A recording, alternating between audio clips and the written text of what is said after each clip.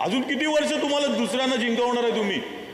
अजून दुसऱ्यांना जिंकवत राहणार आहे का? मनसेनी डबल डिजिटमुळे तरी जायला पाहिजे होतं, सिंगल डिजिटमुळेच राहिलेत ना. नाही, मी एका वाक्यातच याचं उत्तर देईन, येतो होणार था. या गोष्टी होणारच होत्या, ज्या मी त्यावेळेला भाकीत केलेल्या होत्या, सगळ्यांनीच भाकीत केलेल्या होत्या. मनसेमध्ये जी लोक आहेत ते अजून पण मनसेमध्ये आहेत किंवा मनसेमधून बाहेर पडली, त्यांनी पण हे भाकीत केलं होतं की भाजपाचा आणि शिंदेंचा महापौर बसणार, आणि ते भाकीत खरं ठरलं. मनसेचे 6 नगरसेवक निवडून आले आहेत, तर मनसेसाठी मोठा विजय म्हणावा लागेल का? मनसेसाठी मोठा विजय म्हणजे तुम्ही चेष्टा करतायत असं मला वाटतंय. तुम्ही हा प्रश्न त्यांना विचारायला पाहिजे. कसं आहे, ज्यावेळेला कित्येक वर्ष एकला चलो रे या परिस्थितीमध्ये असताना 2017 साली मला वाटते त्यावेळेला निवडणूक लढवायची की नाही या परिस्थितीमध्ये असताना सुद्धा ज्यावेळेला निवडणूक लढण्यात आली त्यावेळेला मला वाटते 7 सीट आलेल्या. आता तर भावनिक आव्हान घेऊन, भावनिक मुद्दे, 2 कुटुंब एकत्र आलेत. 5 जुलैपासून मला वाटतं 5 जुलैपासून एकत्र आलं सगळं, म्हणजे एवढा मोठा गवगावा केला, सगळं केलं, आणि त्याच्यानंतर पण जर 6 सीट येत असतील आणि त्याला तुम्ही जर बोलत असेल मनसेचा हा मोठा विजय आहे, तर तो त्यांच्यासाठी नक्कीच मोठा विजय असेल. जर संतोष जोरी आजही त्या ठिकाणी मनसेमध्ये असते तर कुठेतरी चित्र वेगळं पाहायला मिळालं असतं, कारण त्या ठिकाणी जे उमेदवारी आहेत ते जर उमेदवार फिरवले तर संतोष जोरी त्या ठिकाणी मनसेची अजूनही सीट वाढली असती. नाही, ते आता जर तरची भाषा आहे, त्याला काहीच अर्थ राहत नाही की जर असते तर ते दिसले असते वगैरे, याला काय राहत नाही. तुम्ही जे सीट वाटप केलं ना, तुम्ही ज्या वेळेला सीट वाटप केलं त्यामध्ये जो सीट वाटपचा घोळ झाला ना, तो त्याचा परिणाम आहे. आज तुम्ही युतीमध्ये आल्यानंतर जी शिवसेनाच्या सीट्स 35 ते 40पर्यंत जाणार होत्या त्यांच्या 60च्या वर गेल्या ना, आणि तुम्ही कुठे अडकलात? म्हणजे तुमचा वापर करण्यात आला ना, हा तुमच्या लक्षातच येत नसेल अजून पण. अजून किती वर्ष तुम्हाला दुसऱ्यांना जिंकवणार आहे तुम्ही? अजून दुसऱ्यांना जिंकवत राहणार आहे का? हे झालेलं आहे. दुसरं नका जिंकू, स्वतःसाठी काहीतरी करा. जे कार्यकर्ते तुमच्यावर डिपेंड आहे त्यांच्यासाठी करा. राज ठाकरे यांनी त्यांच्या मराठी पक्षाचा पूर्णतः वापर केला असं तुमचं ते? हो, नक्कीच वापर केलेला, आणि हे मी पहिल्यापासून बोलतो, आता नाही बोलत आहे. मला वाटते मी हे पहिल्यांदा बोललेलो आहे. मी ज्यावेळेला पक्ष सोडला आणि मी भारतीय जनता पार्टीमध्ये प्रवेश केला त्यावेळेलाच सांगितलेलं मी की हे वापर करतायत म्हणून. आणि हे स्वतः देवाभाऊनी पण सांगितलेलं, त्यांनी पण सांगितलं यांचा वापर केला जातोय.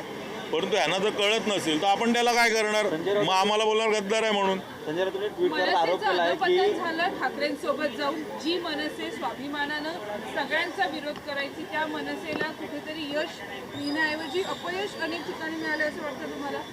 नक्कीच. कारण कसं झालेलं आहे की युती म्हटल्यावर किंवा आघाडी म्हटल्यावर एकमेका सहाय्य करू अवघे धरू सुपंथ असा विषय असतो. परंतु ज्या वळलीमध्ये 1 सीट मनसेची होती, त्या मनसेची सीट आली का? ती नाही आली. तिकडे त्यांचा जो हे होता, शिवसेनेचा जो पदाधिकारी होता, त्यांनी आपल्या मिसेसला उभं केलं तिकडे, आणि तिकडे सगळे कामाला लागले. म्हणजे ती जाणून बुजून पाडण्यात आली, आणि तिकडे आली कोणाची? दुसऱ्याची झाली ना. म्हणजे फक्त आणि फक्त मनसेनी सहकार्य करावं, मनसेनी जीव ओतून काम करावं. तुम्ही ना कॅल्क्युलेशन करा. मला वाटते ना, या हवेत बोलायच्या गोष्टी नाही. तुम्ही आज बसून जर हे केलं, प्रत्येक गोष्ट सीट्स काढल्या, म्हणजे इवन माहीममध्ये जिकडे बोलता ना, माहीम वरळीमध्ये ज्या बालेकिल्ला आहे, शिवसेनेचा असेल मनसेचा बालेकिल्ला आहे असं तुम्ही बोलताय ना, तर तुम्ही त्या सीट्स चेक केल्या ना, तर किती फरकाने आल्यात त्या चेक करा. 197 असतील, 400 असतील, 500 असतील. युती केल्यानंतर मोठ्या फरकाने सीट यायला पाहिजे होत्या. तुम्ही शिवसेनेने मागच्या वेळेला 84 होते, त्याच्यावरचा 84पर्यंत तरी जायला पाहिजे होतं. मनसेनी डबल डिजिटमुळे तरी जायला पाहिजे होतं, सिंगल डिजिटमुळेच राहिलेत ना. मग मनसेचा वापरच केला ना या गोष्टी करता. हे तुम्हाला स्पष्ट कळून येतं. अजून काय सांगायचं याच्यामध्ये?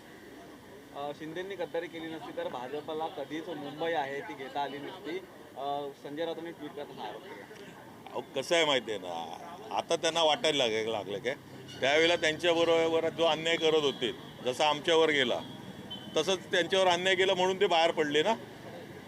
ते बाहेर पडले म्हणजे गद्दार झाले, आणि तुम्ही बाहेर पडला त्या आता याला तर तुम्हाला गद्दार बोलायचं नाही का? दुसरे कोण कंटाळून बाहेर पडले. शेवटी प्रत्येकाला मार्ग असतो ना, किती सहन करणार ना, लाताबुक्क्याचा मार रोज सहन करणार काय? तर शेवटी कंटाळून बाहेर पडतो ना माणूस. किती टोमणे मारणार, किती त्यांना बाजूला ठेवणार. प्रत्येक प्रक्रियेमध्ये त्यांना पण बाजूला ठेवत होते. म्हणूनच सगळे आले नाही काय. शिंदे साहेब स्वतः एकटेनं बाहेर आलेत, 40 जणांना घेऊन आले आणि 40 आमदार. आमदार म्हणजे काय झालं? कधी कार्यकर्ते घेऊन बाहेर पडले? 20 वर्षांच्या प्रतीक्षेनंतर दोन्ही ठाकरे बंधू एकत्र आले होते, पण जास्तीत जास्त उमेदवार निवडून येतील किंवा सत्ता येईल. हो, भावनिक आहे ना. भावनिक आव्हान ना आता लोकांना कळलंय. नुसतं भावनिक आव्हान करून नाही चालत हो आता. तुम्ही जाणार लोकांसमोर. माहिती आहे, राजसाहेब ठाकरे पण म्हणायचे की उद्धवजी हे करतात, जाऊन भावनिक आव्हान करतात, हात जोडून आव्हान करतात आणि मतं मागतात. आता पण तेच केलं त्यांनी. भावनिक आव्हान करून चालत नाही. तुमची कामं काय आहेत, तुमची कर्म काय आहेत ना, ती लोकांसमोर दाखवायला लागतात. तुम्ही काय कामं करतायत.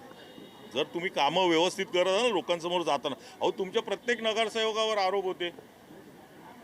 ज्या सीट्स आले आहेत ना, जे नगरसेवक, भ्रष्ट नगरसेवक त्यांचे, ज्यांच्यावर ईडीच्या चौकशा झाल्या, सगळं झालं, त्यांना निवडून कोणी आणलं? मनसेमुळे झाले ते निवडून.